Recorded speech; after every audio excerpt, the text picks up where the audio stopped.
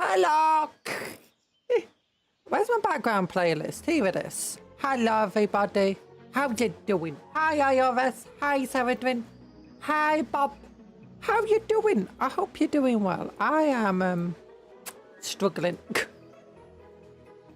Yeah, it was difficult. I was Boys and lads, kids and grots, bickies, squeaks, nks and doc, boss and boy, kids and lads. Okay, hi. Anthony, yeah, I was struggling.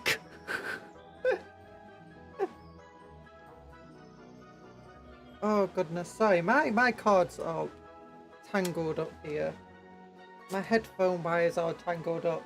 Yeah, Reddit was all bugged out. I was trying to post stuff and I was trying to copy and paste and nothing worked. Nothing was working. Stupid Reddit being buggy as always. Oh, because that's, you know, I promote my posts there. I promote my streams on Reddit, you know, like a good little cupcake.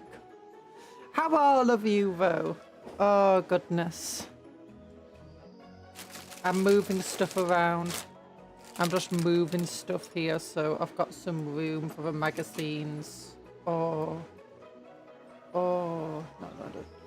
Keep the clippers away from the wires and the knife and stuff. Oh my goodness, everything's getting caught up in here. No, hi. I thought I said hi, Bob. I said IRS, Saradwin and Bob. Yeah. I did say one of us twice. I definitely said hello to 3 people and then hi to Anthony. You can't catch me. You're running away. Why are you running away?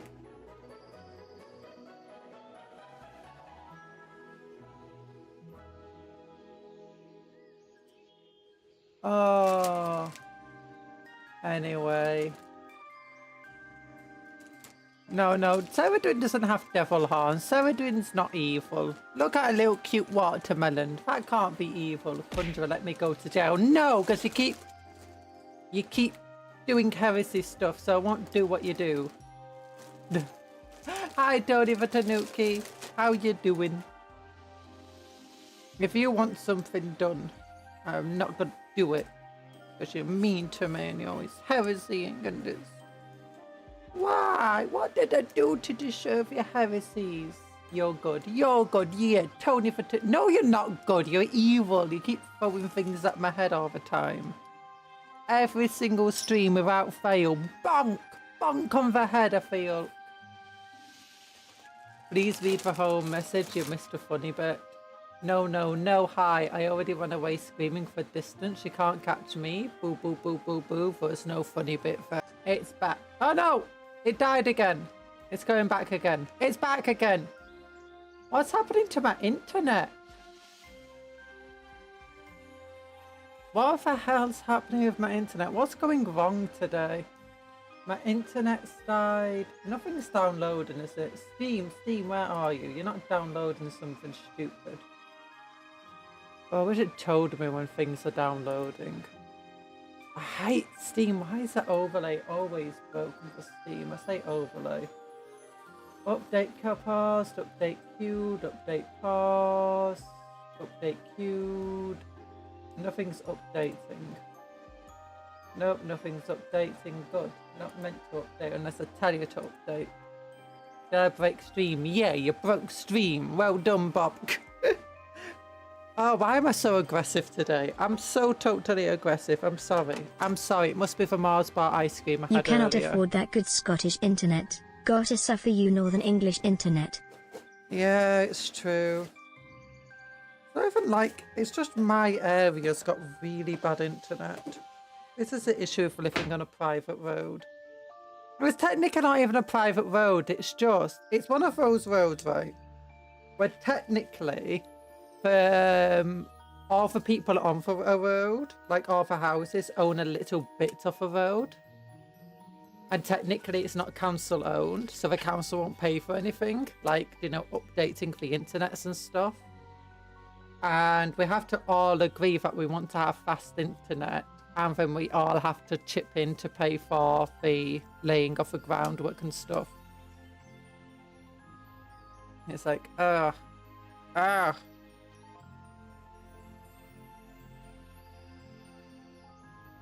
Summon for priest counts. It makes no sense to me. I'm getting gloves on, by the way. No. But compared to Northern English internet, it might as well be full fight. Wait, who are you saying no to? Is there such thing as good as Scottish internet? Oh, there you go. Sarah doing there. So I might have to look. I got 3 chats open, right? And each of them, all of them on live chat, but each of them show different messages. YouTube is such a broken mess right now. Oh, has anyone else noticed websites are breaking more often when you go on them and stuff, and you're having more issues with things? Like, I'm having more issues with Reddit. I'm having more issues with YouTube again. Oh. There's just more issues everywhere. Just things constantly break. Maybe it's just my internet. Maybe my internet is just so broken right now. But why is it suddenly broken more than normal? I think it's just you having issues. Maybe.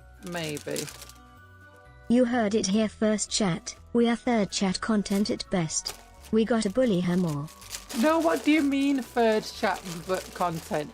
No, you're on all 3 chats. Actually, technically I got it open 4 times. I got one on my phone. You know, we'll go over to a hand camera. Bye. No, so I got one on my phone, which is over there. It's just here. So I can see chat from the corner of my eye when I'm looking down this way. Yeah, I didn't pull this out far enough, did I? I'm moving things forward. I'm moving things forward and around. Yeah. Okay, yeah, that's better. That's better.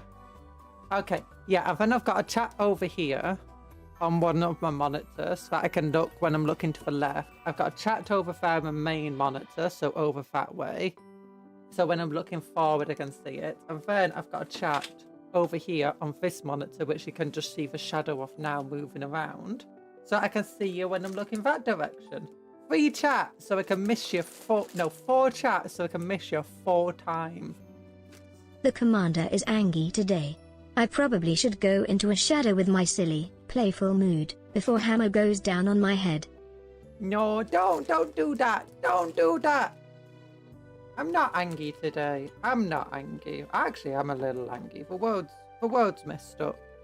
The world's messed up. She's got 4 chats to struggle to read. It's true.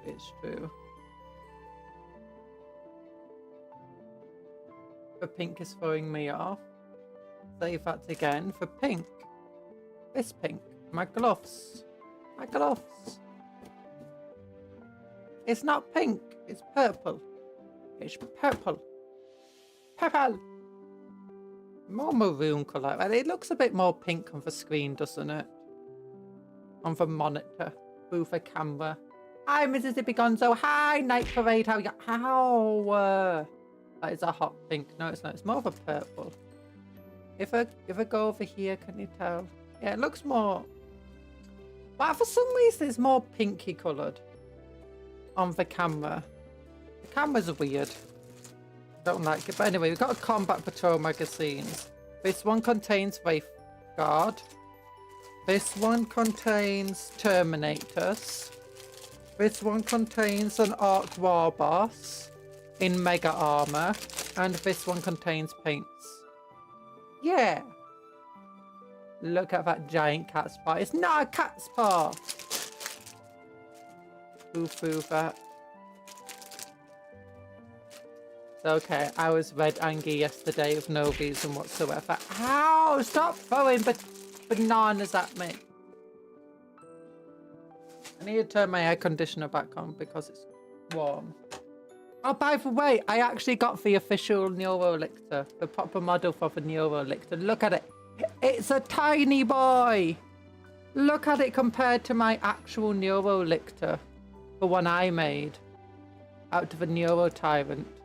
It's so tiny, so small.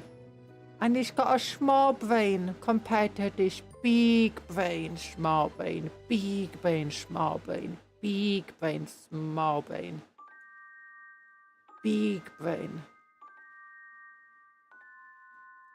Put me in jail. No! Hey, Talan. Chat's been bad. Hi, Tony. We're comparing brain sizes. Yeah, none's as big as my brain.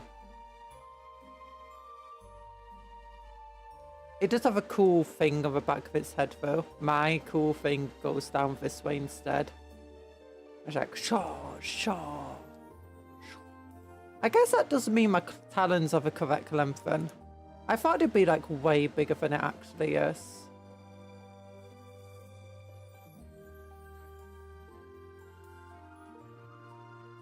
I mean, it's still pretty big, I guess. It's still barely taller than a Hellbrute. Oh, look how nice these guys actually look with a shiny armor. That actual solid color armor. Might need some more work. Yeah, he needs some more work on this list. Oh, well, maybe we could just leave it. Oh, no, never mind. I could just saw a part of his leg that needs painting. Sad. Ah, you poor IRS. Don't can open on my brain.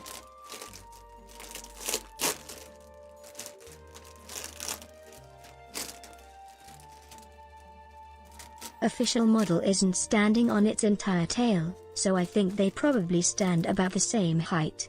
At least the regular can take cover. Yeah, the regular one could take cover easier. Yeah, but its leg is also like smaller than this leg.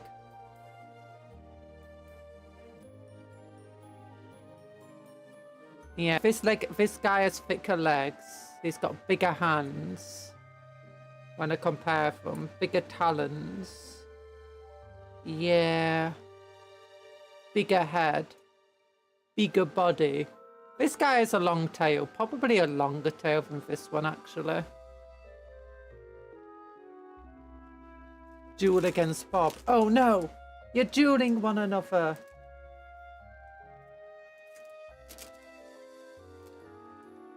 Oh! Okay, it's just you two punching one another. Oh! Severin got a crit. Exciting stuff. And Severin dodged. But Bob dodged. If he gets a crit now. Oh, Severin dodged again. Bob failed to dodge. He's still alive though. And he got a crit. He won! Oh my goodness, with a sliver of health left, that final crit nailed it.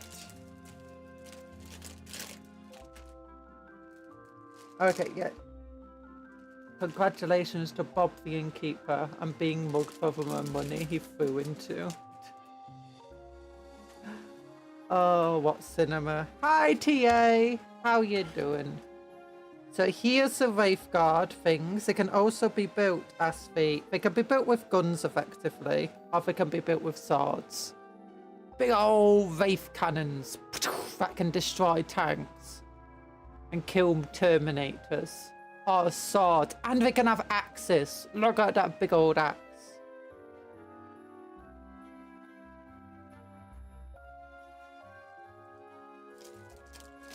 Oh. Now there's 5 bases here.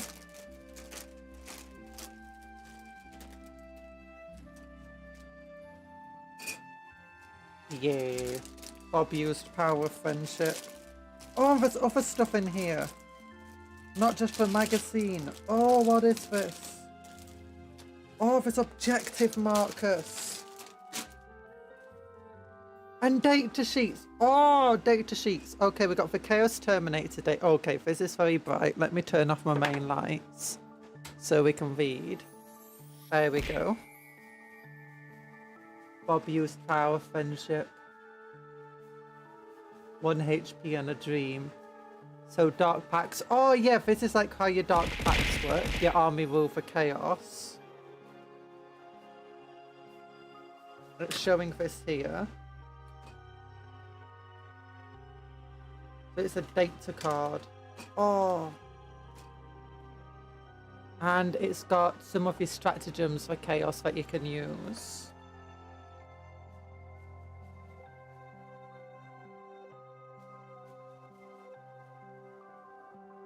and it's got 2 of the enhancements you can have for your leader.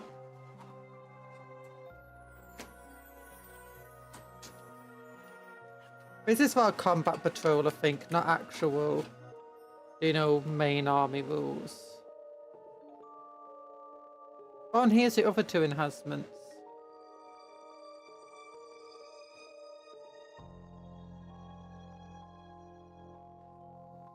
Not now. Not now, terms and conditions.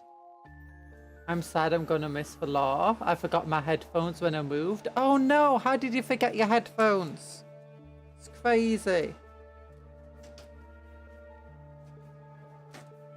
Terminator data card with chaos symbol on the back. Oh.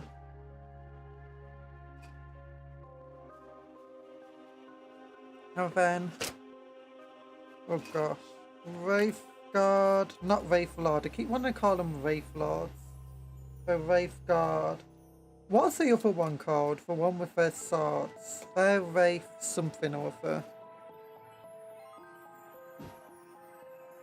Yeah, he is your Wraith Guard. Oh yeah, stuck that strength 14 weapon that does D6 plus 1 damage. AP -4. Hits on a 4+ though. They're not the most thing.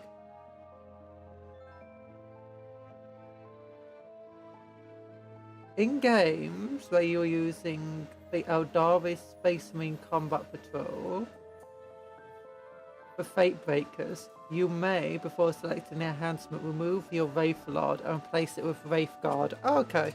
So that's a way of doing like different types of combat patrols. Bob can't stop winning. Oh my goodness. He got the jackpot. Oh, and here we go. We got the Arcs. Arcs in Mega Armor for boys. The Death Dread and the Death Coptus. Oh. And you got the Arky symbols on the back. The Arky symbols. Wraith Blades. Is that just it? Are they literally just called Wraith Blades? That's boring.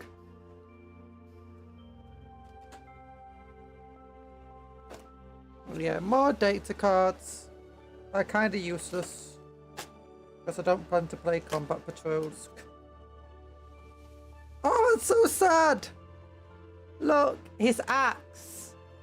The place where you push it out to the thing, it actually goes out to the area. Oh no. His little axe gets cut in half. She hates combat patrols. Not really, I just don't really plan to play them. I enjoy larger games that use all of the rules.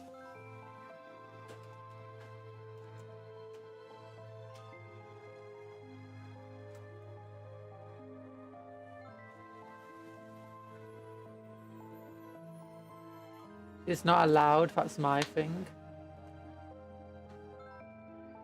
Leaderboard, baby! Bobbing Keeper still number 3. Nick the Salamander's in number 2. Severidrin's all the way down to number 4. Oh my goodness. Severidrin needs to get that Gamba.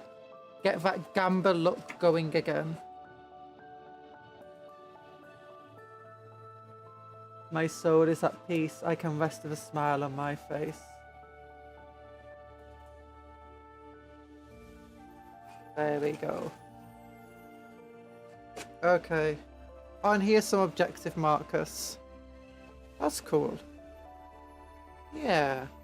I'd much rather have the actual models, but, you know, objective markers are nice too.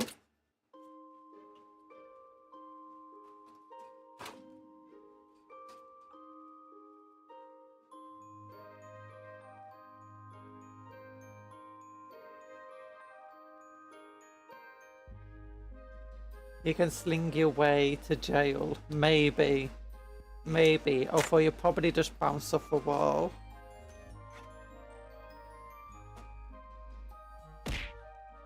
Ow!